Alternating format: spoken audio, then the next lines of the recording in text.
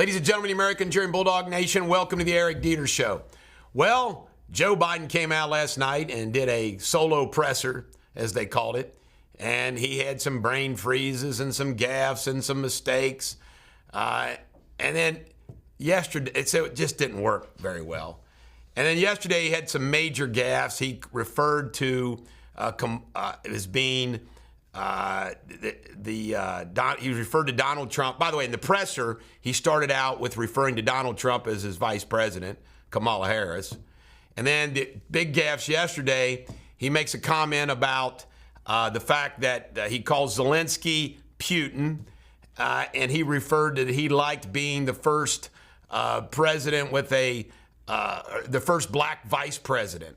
I mean, he gets it all convoluted. It's so bad it's even hard to repeat and remember what he says. But it's crazy. Post this, everybody's after him, but he isn't going anywhere. And I'd like to just cover a few things about this. Number one, you've got to remember that he is a hard-headed, defiant guy, along with Jill Biden. You've got the progressives that aren't going to abandon him. You've got a situation where Jill Biden hates Kamala Harris. Has never forgiven Kamala what she said about him.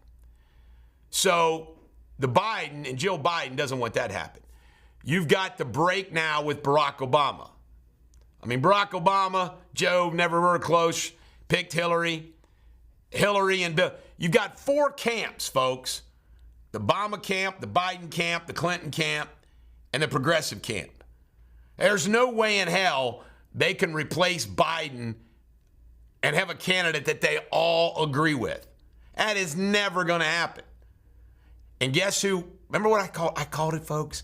It'll be a deep, dark, six deal with the Trump campaign. But that's what's coming. They'll make a deal with the Trump campaign because they want him to stay in. By the way, an NPR poll came out saying Joe Biden was 2 points up. Really? There's no way in hell. All right, Dems dilemma. The Dems dilemma is they're damned if they do, damned if they don't. But there's that expression, circular firing squad. I mean, they are destroying Biden's chances of winning with what they're doing. It's that simple. Chinese warships have been spotted off the coast of Alaska. How's that make you feel? Trump, Harrisburg, Pennsylvania rally yesterday. Chance of USA broke out. He's up in Pennsylvania by 6 points. Chicago fundraiser for Joe Biden was canceled in light of all the poo-pahs. RNC convention next week. We'll be covering it for you the whole way. Trump's making fun of Clooney, weighing in. You know, by the way, this isn't going to help Clooney much in Hollywood, although he's got enough money, he doesn't need him. ABC is not happy with George Stephanopoulos dogging a good old Joe Biden after the fact. They're not happy with it. Ladies and gentlemen, the American Cheering Bulldog Nation, do not be a pinch-spotted, buck-washing Applejohn. Be a Bulldog.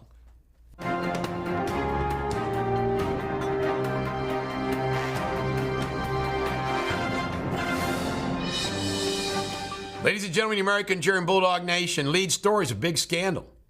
Steve Raleigh was in a parking lot with his son. I think his son's name's Kyle. Struck a woman and a man. I mean, it's bad. There's video footage out there. I posted on my Facebook page if you want to see it. Steve Raleigh was at the scene, like he was trying to calm things down and protect his son. But it's not a good look at all for the weatherman from Channel 9 News. You know what? I never got any text message from Steve Raleigh in support of me with the BS from my nephew, so let's throw old Steve Raleigh under the bus. Why not? Exorcism. There was a woman that got a plea deal, sentenced, some kind of an exorcism. I don't know how an exorcism ends up in criminal court. Florence murder-suicide, sad story. An elderly couple did a murder-suicide. They wanted to check out. They checked out. This 18-year-old here was found guilty, Jackie Turner. This is the shooting that happened over in Hunter's Green. Well, it was like a shootout in the cul-de-sac. Letcher County Jail. A lot of people are speaking out against the Letcher County Jail, federal jail. A lot of these people don't like jails. All they do is get jails down in the mountains. It does bring jobs, but a lot of people are opposed to it. All right. A scandal has come about relative to Massey's wife. They said that he came out and spoke out against the conspiracy theories about her death. No, he didn't.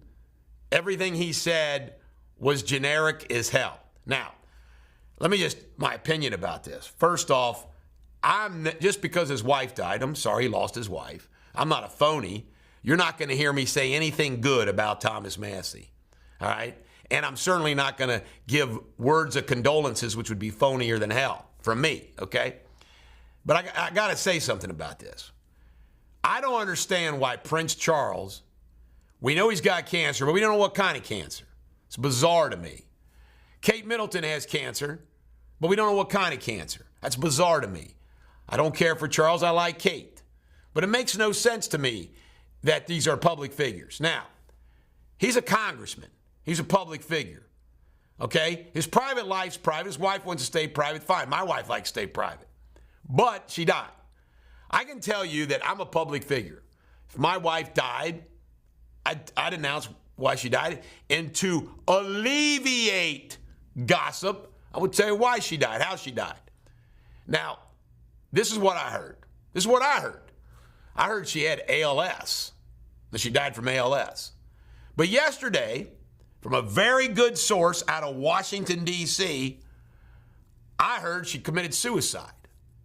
Now, I don't know what it is, but when they get mad at the conspiracy theories, they get mad about people talking, it's their own damn fault. Out of the blue, Rhonda Massey dies, and Thomas Massey doesn't tell us how she died? And for those of you that say, well, we're not entitled to know that. Bullshit. He's a public figure. His wife dies. And if he doesn't tell us and come clean with it, people are going to speculate, and you can't complain about people speculating if you don't know. And I think the King Charles and the Kate Middleton is a good example. I don't have any animus towards them. I think it's silly they don't tell us what kind of cancer. So, Rhonda, why did she die? Was it suicide? If it was suicide, what are the circumstances of that? Did she have ALS and wanted to end her life because of that? There was just a picture posted at Mount Rainier like the week before. They were standing at Mount Rainier. I've heard that people say it was sudden. It was sudden. Well, what does sudden mean? Suicide sudden. Heart attack is sudden. Why did Rhonda Massey die? How did she die? I think we're entitled to know. Fancy Farms coming up August 6th. I'll be sure to make fun of this a lot, as you might expect me to. This is the Bulldog. Every dog has their day. Have a great day.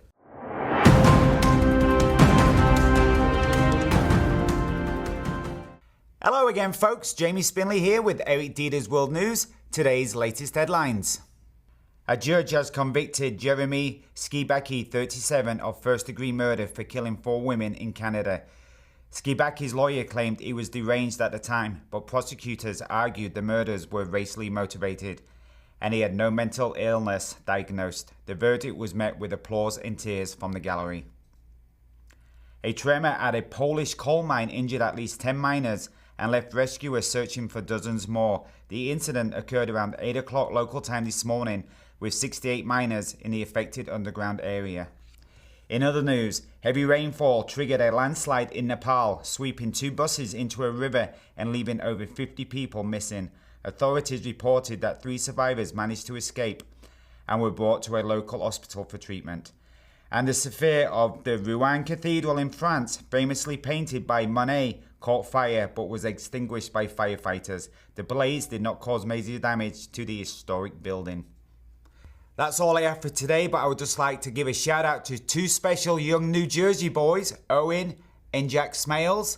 My new subscribers, they tuned into Eric Deters World News Daily. Thanks a lot, boys, and let's go England on Sunday.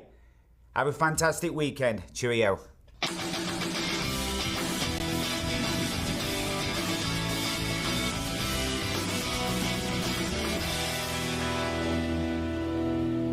Ladies and gentlemen, American Cheering Bulldog Nation, welcome to Sports Without Boundaries. Reds 8, Rockies 1 yesterday in a daytime game. Go Red Legs. 10% NFL says they'd be okay with hedge fund owners owning as much as 10% of an NFL team. Mike Gundy of Oklahoma State, one of his players gets a DUI running back. He says, man, I drove drunk all the time before. It was bad. We make mistakes. Everybody's overreacting to that. I like Mike Gundy. He's a good guy. Wimbledon semifinals coming up today. Djokovic. I want Djokovic in the finals. Paul Skeens had a no-hitter going, and guess what? He wanted to complete it. They took him out of the game. You don't take a pitcher out when he's got a no-hitter going. Don't be a pinch-spotted Buck Washington Applejohn like the manager of the Pittsburgh Pirates. This is the Bulldog. Every dog has their day. Have a great day.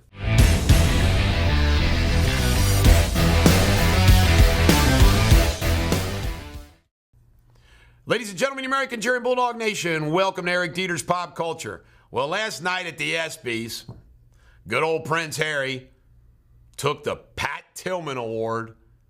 It's ridiculous. Ridiculous. King Charles bought a $6 million condo at Billionaires Row in New York City. You know who he did this for? He's did it for William and Kate. Dave Loggins. What a song, right, Roger? What a song. And by the way, I didn't realize this. He did the music, right, for the Masters? Please Come to Boston. But Please Come to Boston was an unbelievable song. I'm just going to post it right now. Alec Baldwin had an incident. The jury wasn't in the room. There was something going on in the court, and he got up and went and got a cup of coffee. Everybody went bonkers. Again, I'm sorry. I don't like his politics, but I feel sorry for what Alec Baldwin's going through right now. This is the Bulldog. Every dog has their day. Have a great day.